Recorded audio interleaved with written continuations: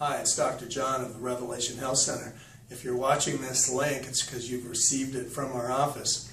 I have lots of patients who come in with injuries in their shoulders, and these are the stabilizer muscles that will stabilize the shoulder and allow the prime movers to move it and restore health and mobility. Again, I want to reiterate, the prime movers will move the joint whether the stabilizers are working or not. If the stabilizers are weak, the prime movers will reinforce abnormal motion, they will lower strength and endurance, and they will decrease skills and performance. In other words, they're going to cause arthritis. So your stabilizers must be strong so that you can strengthen your prime movers, and the prime movers can move you without injuring the joint or without creating arthritis in the joint. So here's the first one. This is the upper rotator cuff called the infraspinatus, okay? So you grab like this with a 5-pound weight, and you just do, okay?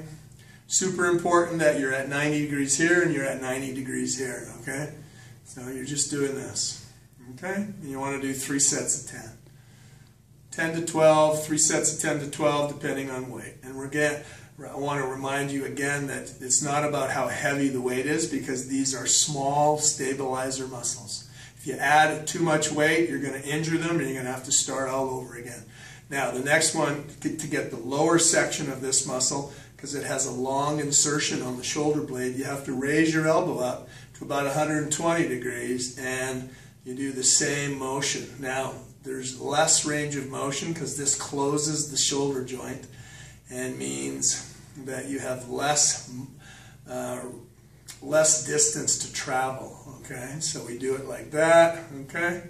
All right, so this one, okay?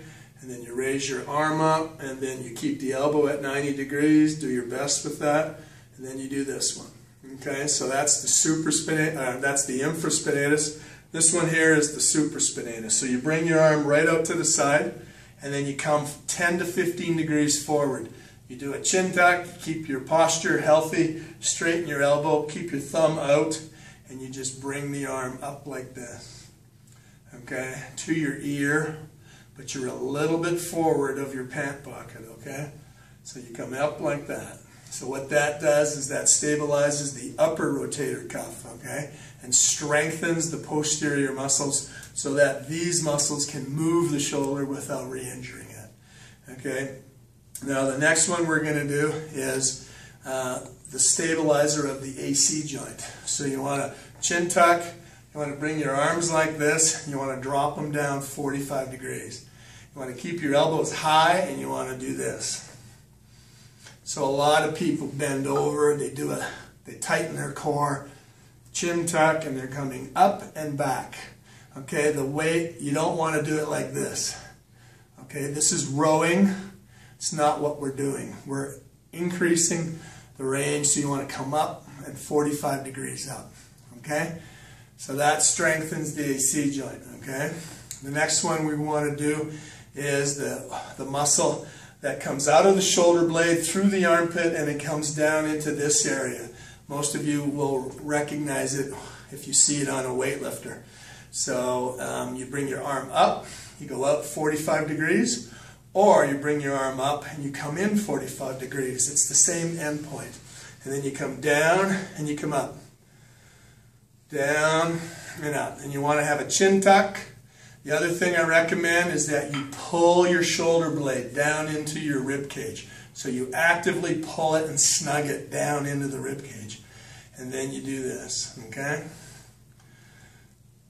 What you don't want to do is hike the shoulder up like that. You want to snug it down and do this action. This will activate the stabilizers and allow your prime movers to move your shoulder and rehab the strength of it and eliminate your pain and symptoms. Thank you.